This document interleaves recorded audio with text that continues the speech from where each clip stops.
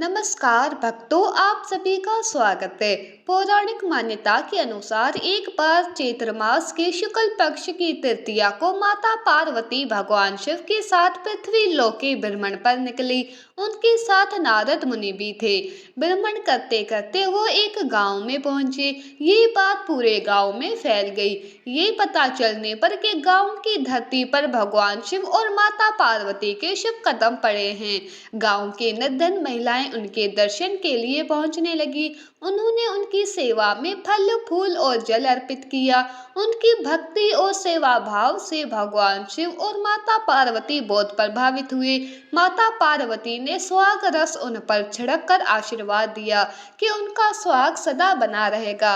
गांव की महिलाएं प्रसन्न होकर वहां से लौटी। जब गांव की धनी महिलाओं को ये बात पता चली तो वह नाना प्रकार के पकवानों के साथ भगवान शिव और माता पार्वती के पास पहुंची। उनकी सेवा के बाद भगवान शिव ने माता पार्वती से कहा, अब तुम इन महिलाओं को क्या दोगी? सुहाग जल द्वारा सारा सुहाग रस तो तुमने निर्धन महिलाओं को दे दिया। माता पार्वती बोली, उन महिलाओं को मैंने सुहाग जल द्वारा सुहाग अटल रहने का आशीर्वाद दिया था। इन महिलाओं को मैं अपने रक्त द्वारा सुहाग का आशीर्वाद दूंगी।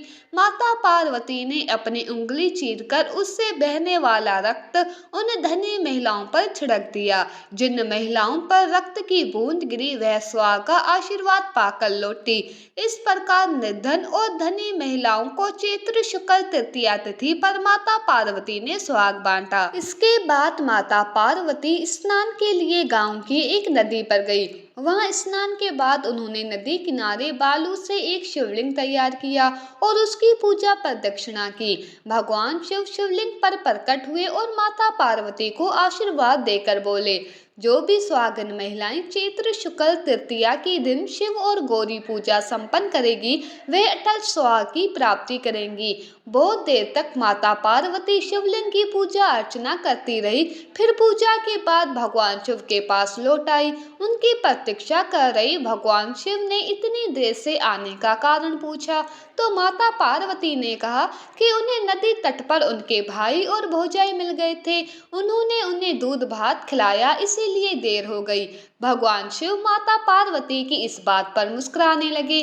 वो समझ गए थे कि माता पार्वती उन्हें बहला रही है। उन्होंने उनसे कहा कि वो भी उनके भाई भौजाई से मिलना चाहते हैं और दूध भात खाना चाहते हैं। वह उन्हें अपने भाई और भौजाई के पास ले चले। माता पार्वती अब क्या करती? उन्होंने तो भगवान शिव से झूठ कहा था। उन्हें भगवान शिव और नारद मुनि के साथ नदी की ओर जाना पड़ा। जाते जाते वो मन ही मन प्रार्थना कर रही थी कि उनकी बातों की लाज रह जाए। जब वे नदी किनारे पहुंचे तो उन्हें वहां एक भवन दिखाई पड़ा। वो भवन में गए तो वहां माता पार्वती के भाई भौजाई मिले। उनसे भेंट कर भगवान शिव और माता पार्वती बहुत प्रसन्न हुए। उनके साथ बातें करते करते समय का पता ही नहीं चला। काफी समय हो जाने के बाद माता पार्वती ने भगवान शिव से कैलाश पर्वत चलने को कहा। भगवान शिव वहां कुछ समय और रहना चाहते थे, किंतु माता पार्वती कैलाश चलने की जिद करने लगी। भगवान शिव के न मानने पर वह स्वयं को कैलाश पर्वत जाने के लिए निकल पड़ी। विवश होकर भगवान शिव को भी उनके पीछे जाना पड़ा। नारद मुनि भी उनके साथ ही थे। आधे रास्ते पहुंचने पर भगवान शिव ने कहा कि वो अपनी माला तो भाई और भौजाई के भवन में ही भूल गए।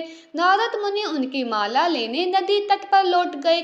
जब नारद मुनि नदी के तट पर पहुंचे तो चकित रह गए। वहां कोई भवन नहीं था, ना ही माता पार्वती के भाई और भौजाई थे।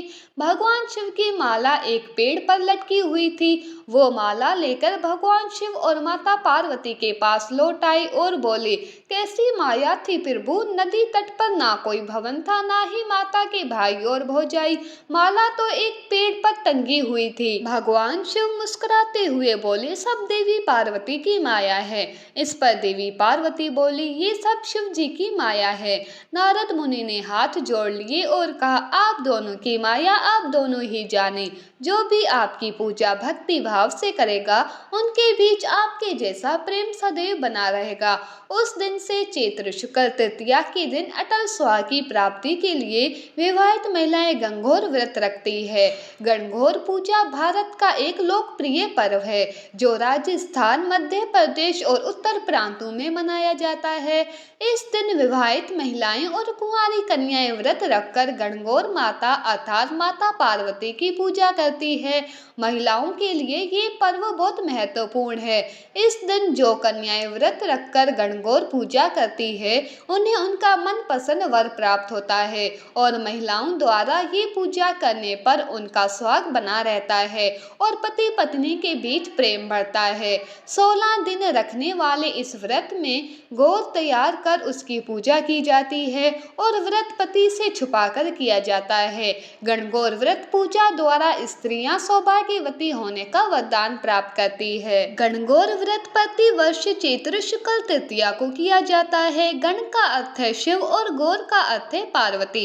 इस दिन विवाहित महिलाएं गणगौर माता यानी माता पार्वती की पूजा करती है और पति की लंबी आयु के लिए व्रत रखती है। ये व्रत वे अपने पतियों से छुपाकर रखती है। इस दिन को गौरी तृतीया भी कहा जाता है। पौराणिक कथा के अनुसार ऐसा माना जाता है कि गणगौर व्रत करने से विवाहित महिलाओं के सुहाग की रक्षा होती है, साथ ही पति पत्नी के बीच प्रेम में बढ़ोतरी होती है। गणगौर पूजा की कहानी भगवान शिव और माता पार्वती से जुड़ी हुई है। तो ये कहानी आपको कैसी लगी हमें कमेंट करके अवश्य बताना और हमारे चैनल MK स्टोरीज को सब्सक्राइब करना ना भूलें। धन्यवाद।